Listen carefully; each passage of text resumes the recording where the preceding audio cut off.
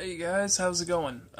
So I thought about it and I decided I would do an update video on however many years ago I did my last John Frusciante collection video, and if you guys have been keeping in contact with things, I guess, or in touch with things, there's been quite a few big releases lately with the John Frusciante community, if you want to call it that. With starting with To Record Only Water for 10 Days, and then on vinyl, and then Nicole Bladezz on vinyl. So now that I have that stuff, I figured I'd do an update video and I guess cover a couple of quick things. I might also add a video of kind of like top inspirational or albums that I find really great that aren't related to John or necessarily the Chili Peppers either.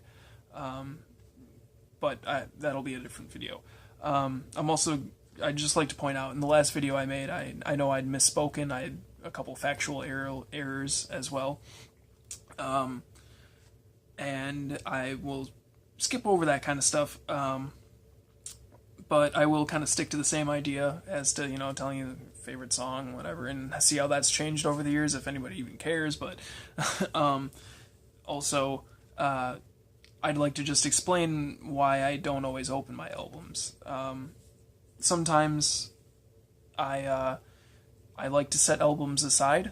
I mean, I know some of the songs off them, or I may know most of the songs, even all of them, but I don't always, well, with John anyways, I guess.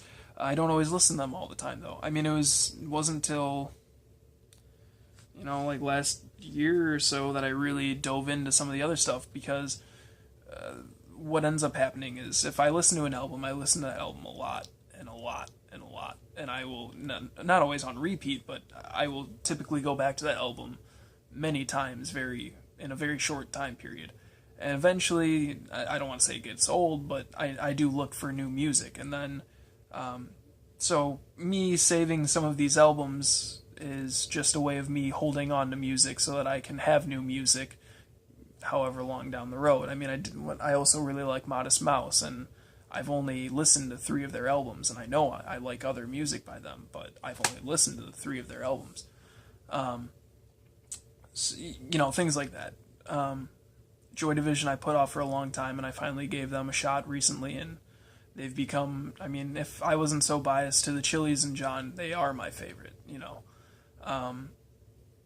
But anyways, so part of that was why I would just kind of set the music aside, and I wouldn't listen to it because I wanted it for later. So that's why a lot of them they were sealed still. I was saving them to listen to for a different day. And also because I have very bad luck with my albums. The CDs typically stay in good shape, but their containers do not. I mean, I have no idea what happened to The Unknown Pleasures by Joy Division. No idea where that went. Some of these albums, they just kind of tear apart almost, I'll show you. But anyways, let's get to it. So starting with Nicole Bladezz, my all-time favorite album ever. I mean, I also would include Smile from the Streets You Hold, because from what I've seen and gathered from information from that time, John wanted the albums to be together. It sounded like they were supposed to be one. I found a picture of one of John's notebooks. It was just one page. Unfortunately, you can see that he had more written on the next page. I didn't have that picture, but I had the one picture, and it tells you what the initial first set of tracks were going to be for Nicole Bladezz. And there was a lot of songs, well, not a lot, but there was quite a few songs from Smile from the Streets You Hold that were meant to be on here. And so, anyways, though, Nicole Bladezz, I have the early, like the dark version, like the cassettes were, and I have not opened this one just because I want to hold on to it. It's the only one I have. But Nicole Bladezz, this version, if you see in the right lighting, you can kind of see how scraped up they get. I'm surprised this one hasn't torn because it's paper, But, got the back, some of the track listings. I don't know if it's going to be backwards because of the camera and everything, but, I mean, you can at least see what it looks like, at least, if you don't own one or whatever. But I would say that my favorite from Neandra would definitely be My Smile is a Rifle still. And then the Untitled's are very much a mood for me. Some days I want to listen to only certain ones, not just because I don't like more than others, but I'm just very moody with what music I like when, I guess. But Untitled 2 is always a great instrumental, and I absolutely love Untitled 4. I would say that's probably my top of the Untitled tracks. But Untitled 6 and 7, absolutely love those, especially in the fall. Something about that. And Untitled 11, 12, those are amazing, and I love Untitled 8. I mean, the amount of detail in that song, just the little things that he added really set that song on a whole nother realm for me. It's phenomenal. Anyways, on to Smile from the Streets You Hold. I'm going to try and make this video fast. Well, fast as I can. Love this album. Absolutely love it. You know, got the Birdman records, John. I would say my favorite of this would have to either be Life's a Bath or Smile from the Streets You Hold. Height Down is amazing as well, but River Phoenix on there. I also found out when I did open this up and play it in my CD player, this has, there are a couple differences between this and the standard version. Life's a Bath is the recording that would be on the official music video that was never released, you know, with all the shooting up and all that, you know. There's some slight differences in the recording of it. And For Air has, on this version, it clips out that long beginning, like the minute-long beginning with the bong hit and all that. That's not in here, which I do miss that, honestly. I love that little opening to it. And Smile from the Streets You Hold is 2 tracks on this. It's not 1 track, it's 2.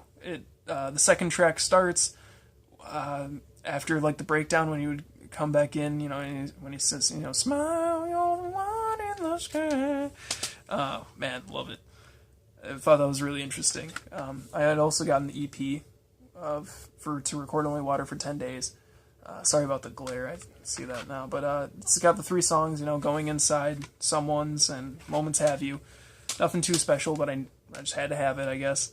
And as you can see, CDs get cracked. That's why I didn't want to open them, and oh no. Yeah, so don't always hate. You gotta understand, I bring my music a lot of places. These have gone with me a lot of places. And in the first video I pointed that out. You know, I don't really know what that was about, that stamp was about, but I have to say the first season is my favorite, right along with No One. And if you get a chance, I highly recommend you check out the demo tapes of this album. Phenomenal.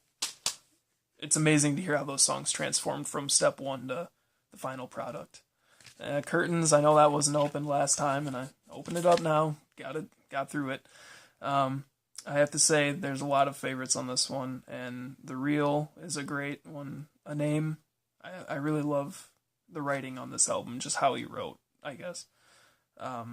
Hope is great. I love the guitar in there. It's really nice feeling. And Time Tonight, I absolutely, as a whole, I think that's one of the best songs. And in my opinion, probably the best song on this album. But I love so much of these songs for so many different reasons. Absolutely love this album.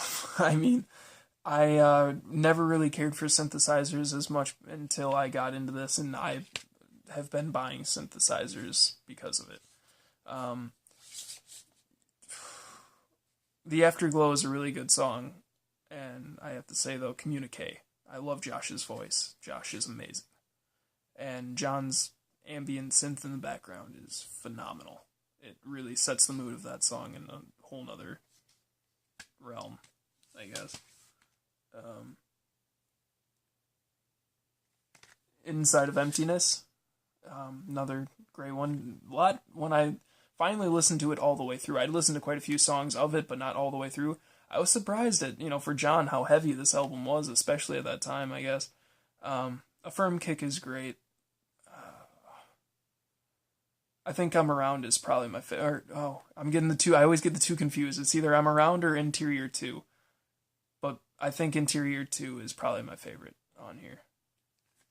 Scratches is great too, but I have to be in a really nice, right mood for that one. I mean, I'll listen to it no matter what, but to really, really get into it, I have to be in a certain mood. Shadows Collide with People. I mean, I think this is probably one of his better known for his solo albums. Omission is probably one of my favorite. I really love Josh's work with John. This Cold is a great one.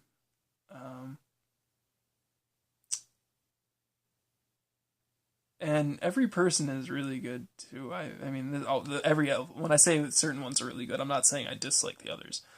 Just that these really stick out to me. And I don't know if you ever noticed it. I don't know if anybody else has ever heard that. But in Every Person, that beginning, if anybody else thinks of, it's a rap song by, what's his face? ASAP, right? I don't know. But every time I hear the beginning of that, my manager at my old job used to play ASAP Rock all the time, and I think that's who it was. But one of his songs reminds me so much of, I think he copied a little bit of John in that almost. The DC EP, really good album, or EP, I should say. Repeating is great. The guitar tone in Goals, I was so surprised to hear that kind of sound from John. But I shouldn't say I was surprised, but I wasn't expecting it when I heard it. Awesome little 4-track CD. And The Will to Death, this was my first ever John Frusciante album, and as you can see, it is very worn. I'm surprised it hasn't gotten more damage, to be honest. But I'd have to say either A Loop or The Days Have Turned. All great songs on here, though. I can't really say one is my favorite. And Ataxia. I know somebody said, why are you skipping over Ataxia? Saved them for a long time. I saved these guys for a long time, and I'm glad I did, because when I finally did listen to them, I was blown away. I really wish they would have kept going. I wish they would have made more albums. And to be honest, I like Josh. I don't want to say I prefer Josh singing, but the songs that Josh sang on these albums they are my favorites. So, like Another on Automatic Writing, definitely my favorite on there, no doubt. And on AW2, I would have to say The Empty's Response is probably my favorite as well. I love Josh's voice on these, and his drumming in general is one of my favorites. If I could pick a drummer, it would either be him or Stephen Morris. They're awesome guys. The Empirean, Unreachable, Enough of Me is a really good one. One More of Me. I don't know, it's tough to choose on all these, To be honest, these albums by John, I don't dislike them, but they don't really stand out to me. I guess it's not my style of music. I've never listened to this beforehand, but I do support John in everything he does. I can't remember the names. Like if you were like, oh, which one is? I wouldn't. I play them and I don't remember the names. And actually, that's usually how things go for me. I'll play an album, and I won't know the names until probably the 10th time I listen to it. Outsides, it might have been Shelf. I don't know.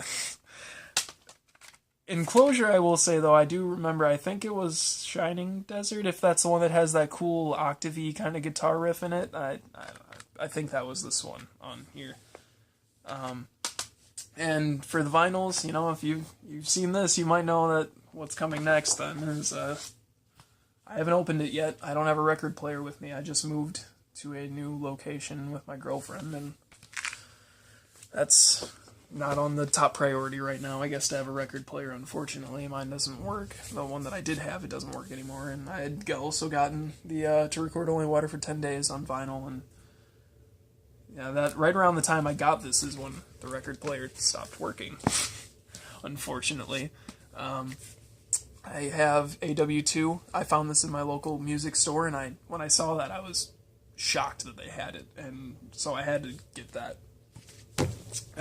As well as the Empirean. Same day I had purchased this, they had this, and my best friend's dad has an extremely expensive and insanely amazing record player setup. I mean, I don't know how much everything went into it, but he soundproofed his basement for it, and I mean, listening to this album in the dark in that setup was just an unreal experience. But, yeah, I don't know. This video got longer than I had hoped, but, oh well. But anyways, I thought, I kind of cleared up some things, hopefully, and if you were interested, that's the update, and, yeah, have a good one, guys.